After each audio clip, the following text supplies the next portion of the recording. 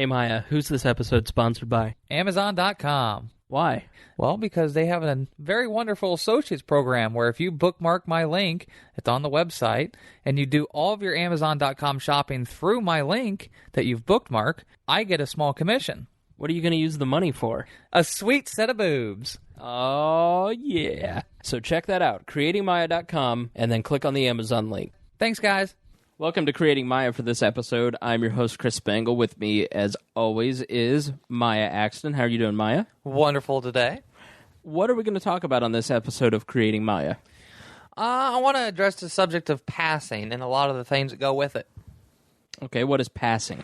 Passing is, for a transgender person, is the ability to be able to go out and be seen as your ideal gender. So for me to be able to go out and pretty much walk anywhere and be seen as a woman and not necessarily be, they call it clocked. I thought it was as a guy. I thought it was termed presenting. That's what I had always heard. What's the difference, or is there one? Yeah, there is. Presenting is you doing whatever you feel is necessary to present as your ideal gender. So, like, even, me wearing whatever, if they're, feminine articles of clothing, putting on some makeup, that's presenting. Now, passing is being able to walk amongst the regular public and them not tell I'm trans. Okay, so presenting is more of an early stage, passing is more of a later stage. Yes and no. It all depends on the person and the situation. Some people just present and they never really care if they pass, and some people start off early is just presenting, but they're two separate things, really. I mean, because you can present forever and never actually technically pass. To pass, essentially, it takes treatment. Well, I don't know. I mean, have you ever heard of traps? No, but I figured that one out immediately. Yeah. I think Eddie Murphy got in trouble with one of those, right? Yeah. No, I mean, some people are blessed with just the most feminine of features of body, but Brazilians, for instance. I've never. Well, I'm not going to go into my own personal viewing habits, but when you're 15 and watching Real Sex on HBO, you're like, man, that is an attractive girl. It's a Brazilian. Yeah, no. So I mean, it's you get to the point where, yeah, treatments are probably going to be necessary for a lot of people, but not. Then again, maybe not. I mean, if you style your hair right and you throw on a good coat of makeup and you're good at it, you just made that sound like painting a house. Well, I do say coat because for some people, you're putting on these crazy foundations and you're trying to you're shadowing foundation on your face, which is something I don't do. But you can actually pretty much sculpt your face around with foundation and stuff. So yeah, it's all dependent on the person and how they want to appear, but it's an issue everyone deals with at some point. So how far into treatments are you at this point? Well, hormone treatments, I've been taking them for a little over 4 months. I've been on an increased dose for about a month and a half. Well, it's been about 2 months. And so they're having their effects that they need to, and it's going to take a while to really... I mean, if you ever look at a timeline of somebody's transition timeline, the first 6 months, there's a little bit of a change. You see mostly a change in their style or maybe their dieting or something. But it's that year mark that is always the most amazing, that they don't even look like the same person anymore. Right. I mean, at all. And it's not the makeup. It's not the hair. It's nothing else. They are literally... everything's different. So it's... Well, I would say that after 4 months, when you walk in here tonight over to my apartment, this is February 28th, 2013, just for those who may be catching up, you look feminine.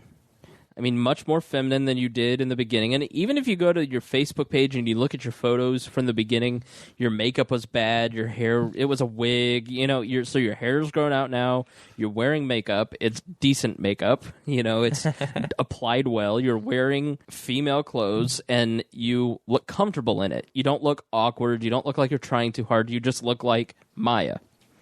You give off a feminine presence versus Jeremiah in a wig.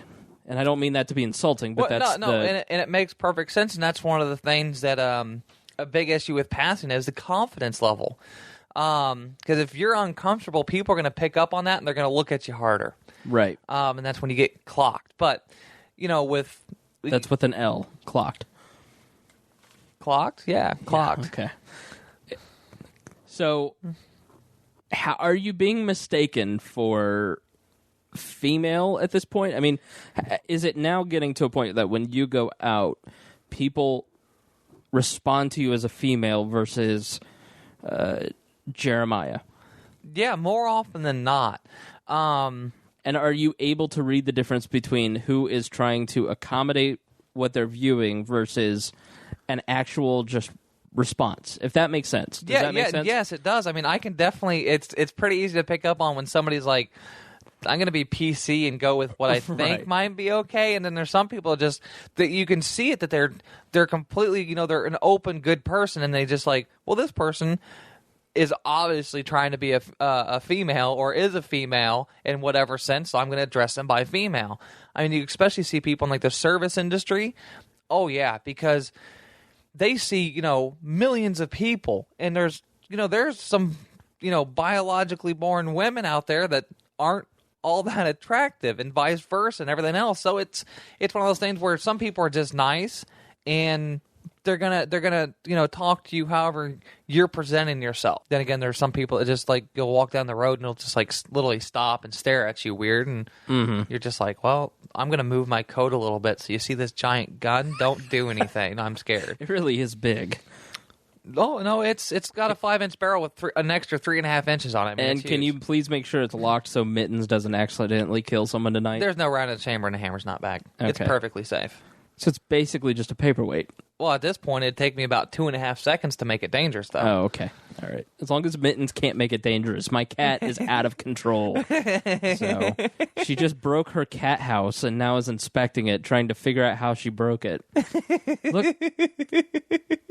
That's what she's doing. She's feeling the thing that there was that's awesome. She knocked it down. You know how many different podcasts are your cat's going to get in? Well, coming soon, Mittens and Muffins will have their own podcast. I'd listen to that. Or my own show. Tuna-based anarchy. So, but no, how do you, because since we last talked, I don't think we've talked about your work situation, so we'll get into that in a minute. But you have been presenting as a female full-time now, right? Yeah, ever since I got fired. I can't think that's mid-January. So a month and a half I've been out full time.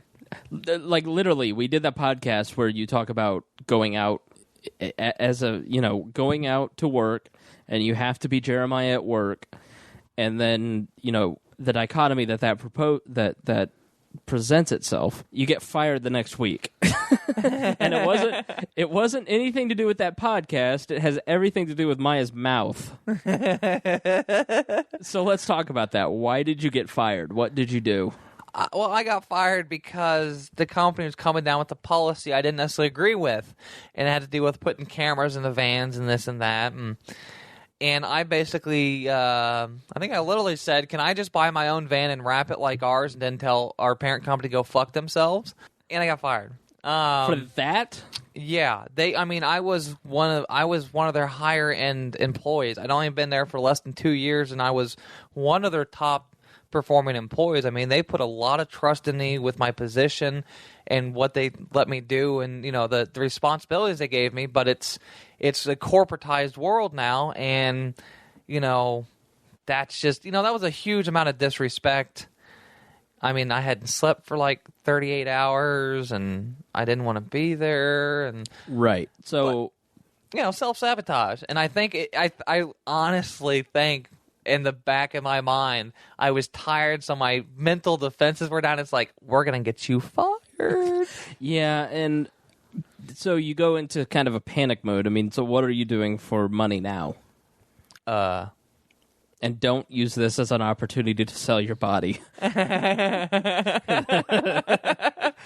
they're the right price, but first of all, you should go to creatingmiah.com and use the Amazon link and buy through Amazon. That's a great way to support Miah. Yes, it is. Yeah, because everything helps. But yeah, I've since been fired. It's right. I think it was actually that week. No, the beginning of that next week, we launched our business. It's Indy Couriers, and it's a bicycle courier business in Indianapolis. Now, I'm not getting my ass on any bike, but we've got riders. And then we picked up a couple restaurants. We're working on some deals. Small business takes a little while to build up, but we're pulling in money at this point. I haven't made a dime off of it yet. It's all been reinvested or paid out to the employees, but that'll eventually turn around. But I had savings. I've liquidated my 401k, and I'm just gonna make it off that until I can start making money doing what I want to do, and that's run and own my own business. So right, and it gives you the freedom to be Miah. Right. I mean, I wake up every morning and cover our dispatch system, and I actually go into the office every night. So I'm not actually seeing a lot of people. I do run into the businesses we do represent and have contracts with. I see them every single night. I go in there with paperwork and change out money and everything else. So, I'm going into pretty popular places on Friday, Saturday, and Sunday nights and being seen by hundreds of people. But yeah, it's not a hassle. You think I never used to care about getting ready, and now I spend an extra 20, 30 minutes getting ready, and it's a blast. Why is that? Because as a male, I have a straight male. I have absolutely no desire to ever get ready for anything. In fact, I will purposely not go to things so I don't have to dress up. I used to be the same way. Yeah. And actually, I'm still kind of the same way because there's just some things I'm like, I can't figure out what I want to wear to that, so I'm not going. But it's I don't know. It's not that I put a whole lot of time into it, but it's just, as far as, doing my hair takes an extra, 5-10 minutes depending. And that's not something I used to do. Putting on makeup takes 10 minutes. Unless I decide I don't like the top I'm wearing and decide to completely change my outfit. Then I got to start over again, which happens a lot. But, so no, it's I don't know. It's something that I guess I've wanted to be able to do my entire life, and now I can finally do it, and I'm going to do it because I can. Talk about what it means to deeper than just getting ready. Talk about what it means to go to work and just be who you are. Well, it's like living life for the first time ever, and it's wonderful that it's joined with me owning and running a small business. Is that I'm doing everything I've ever wanted to do. Like, I'm technically living my dream with just not the right amount of money. But I can be who I am, and I'm in complete control of my situation. I'm not beholden to anybody at this point. And it's just, and that's so much at one time. It's just amazing. But as far as going out, and like the original topic of the podcast of passing, is that I can go out and I can interact with people. I'm going to meet with businesses. I've met with some people before, and I'm representing a business. I'm representing my own investment as me. So a lot of nervousness has come up about that I'm kind of nervous about, maybe scaring away business because I'm transgender. And it's a realistic concern these days, especially in Indiana. Gosh, but I've been kind of concerned with where I wasn't before about passing, about being able to fully, not be quote unquote clocked. And it's been kind of making me, nervous about some situations I wasn't previously nervous in. Like what? Or just anything, like going and meeting with new people and, walking into these businesses and, they have, there's 40, 50, customers in there, and they're going to see me. I don't necessarily want to see them, have them see me walk in there as trans, and what are they going to think about the company? Is that going to, be a joke? Are they going to make fun of it? Are they going to, because you get that one crazy religious zealot that sees you, and they start talking crap about the business, and, next thing you're being boycotted. We had a discussion last night about some of those people. And like I've said on the podcast before, I am religious, but I'm the good kind. So I look at it and I get depressed when I see people like the folks on the Channel 6 here in Indianapolis is our ABC affiliate, the Indie channel, WRTV. And they had a Facebook post about the little girl out in someplace USA who she tells a little bit about that story. I'm sure you know more about it than I do. Yeah, it's a 6-year-old little girl, and her parents are suing the public school system for not letting her use the girls' bathroom.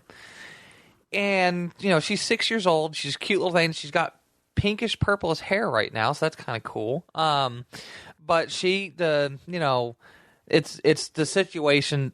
It's always a tricky one anyways with kids and trans issues, but whatever. I don't think, anybody's being harmed here, but, she wants to present she wants to be a little girl, a little boy. And they share this comment or this picture in the story, and it blows up. I think there's 900 something comments right now, and I'd say good 95% of them are people they're negative comments. They're either blaming the parents and calling them, they're forcing this on their kid and they really wanted a daughter or whatever. They're saying that there's no way in hell that their little girls are going to have a penis in their bathroom.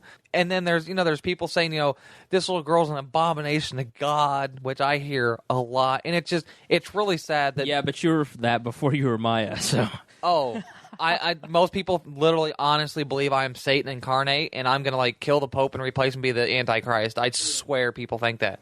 We don't think that anymore. So this little girl is getting all this heat, and so is his family, and these people just vile hate. And then there's all these people saying, just because the little kid's gay doesn't mean this or that. And I'm like, the kid's not gay. The kid doesn't have sexuality at that age, you morons. And it's sad. And I did the dumb thing of getting on there and responding to about 350 of the comments in the worst way, meanest way possible because I'm tired of this shit. You were really just a terrible person on those threads. It was awesome. The F word was probably the most used word. That and retard.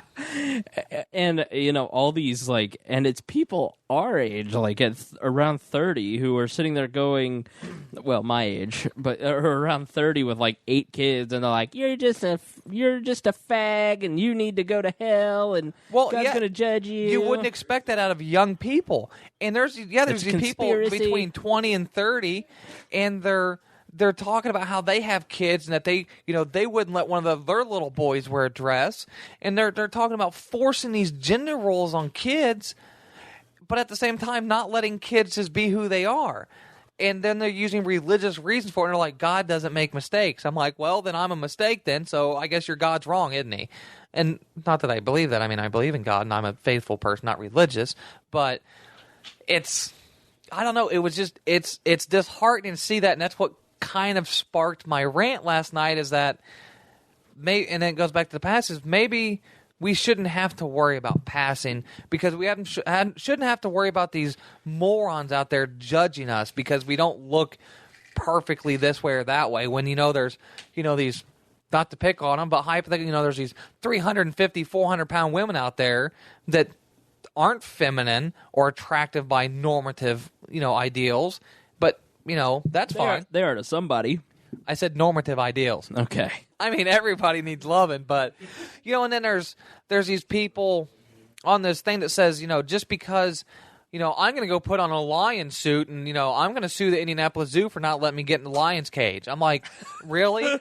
They're like, or somebody made a post that says well, I'm transhumanist or whatever. And they're like, I'm really a dog, so I should be allowed to act like a dog and shit wherever I want. It's like, they're basically calling the transgender community a bunch of freaks, and the whole thing they use against gay and lesbians is like, well, you're pedophiles and you want to make it legal to fuck dogs. Really, you're gonna stop your sentence right there? Keep going.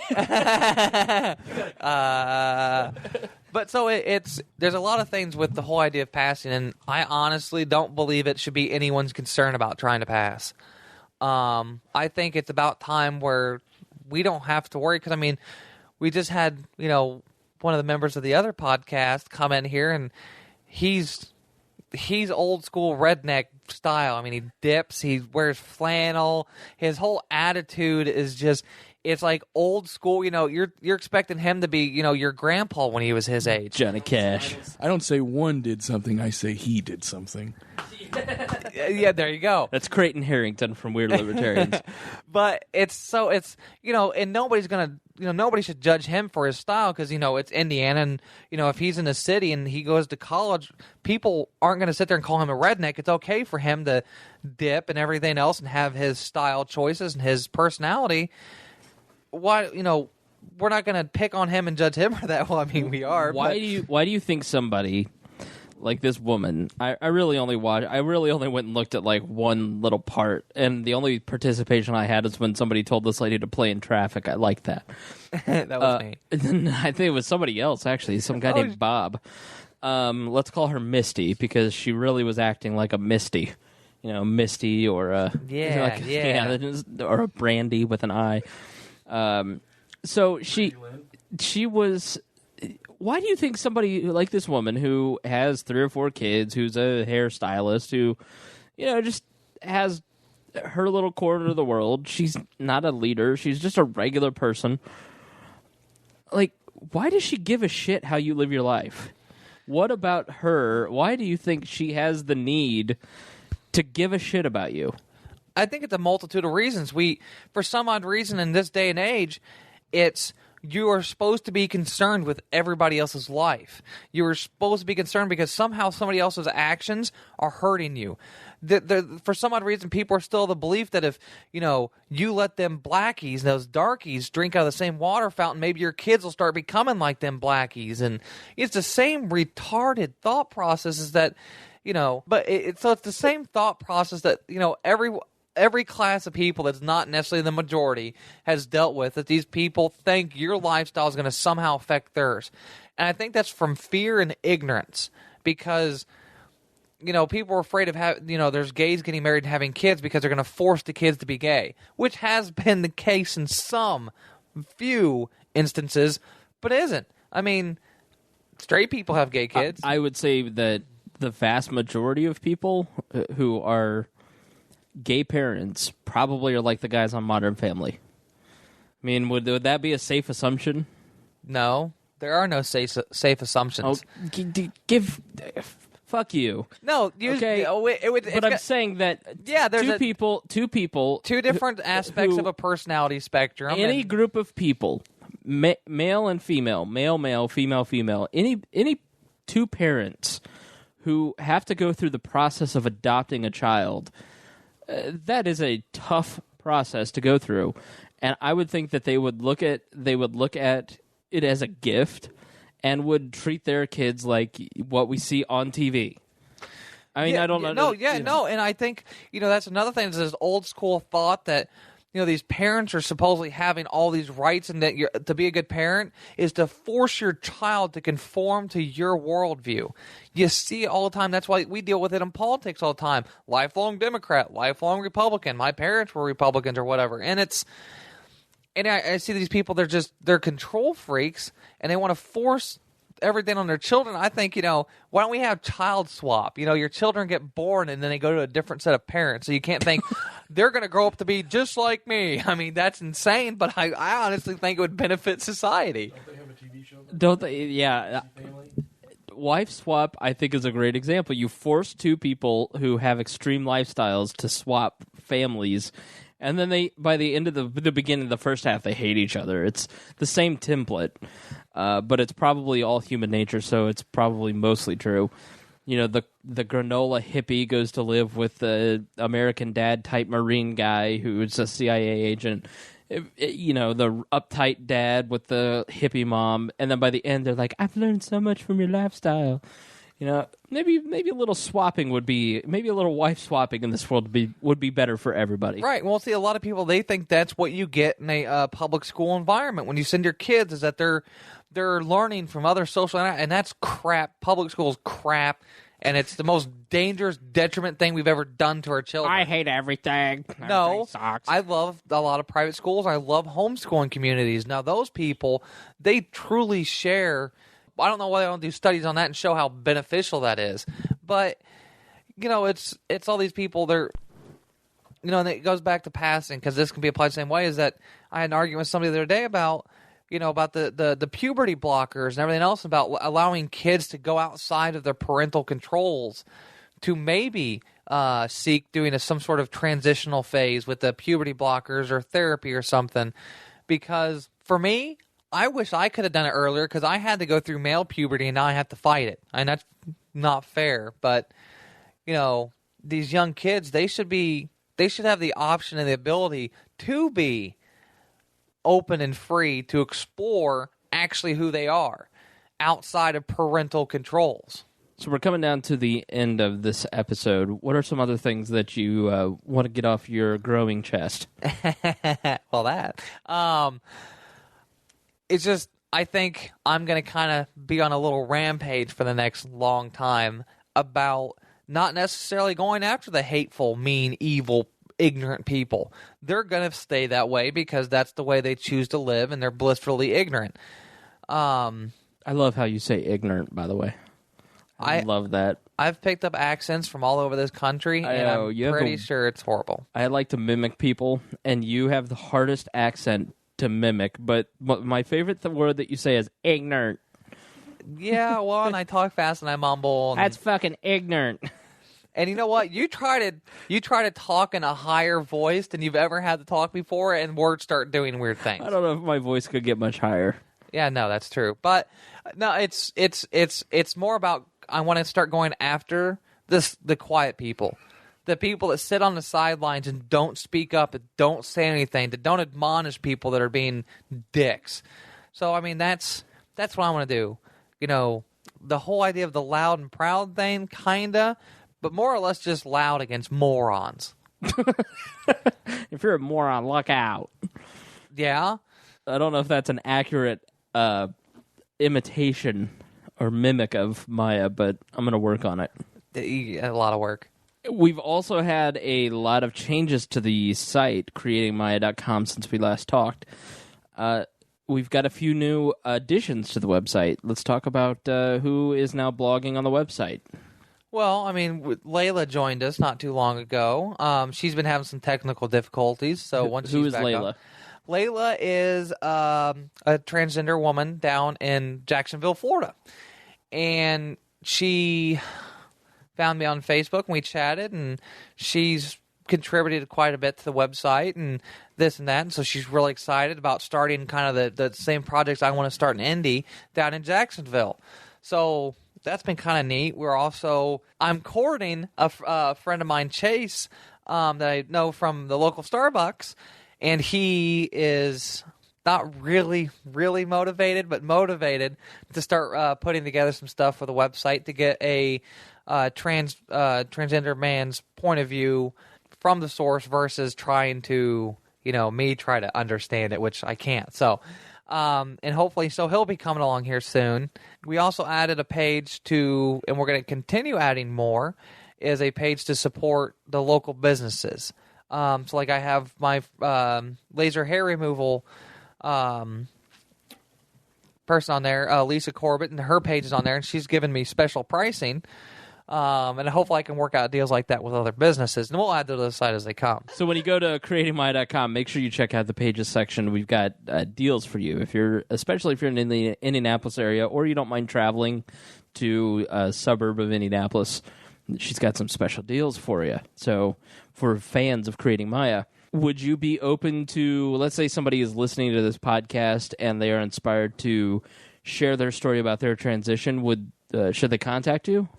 Oh, most definitely. I'm honestly, I'm going to prefer to have people in Indiana because this is where I'm trying to base that of. But I don't care. I mean, if anybody wants to share their story, if we can try to, build this so we can get somebody like that, maybe Skype in and be a guest. If you have something you really want to get out there and you want me to host it on the website, giving full credit to you, I would love to do that. Yeah, I mean, if any hints, suggestions, input, it's all welcome. Words of encouragement are always welcome, too, because I know you get a lot of hate mail and some of it from your family. So when people write in and they say they love the podcast or they love what you're doing with the site, I know that means a lot to you. Oh, that's...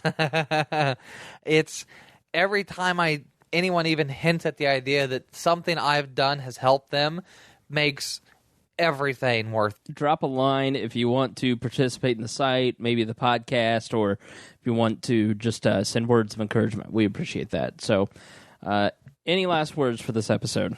definitely check out YouTube. Check out everything else on the site. Thank you so much for listening and coming back hopefully next week when you will. Utilize everything that's on the site. Use that Amazon link. And, have fun. All right. Thank you for listening to this episode of Creating Miah. This podcast is produced by What is a Hoosier Productions.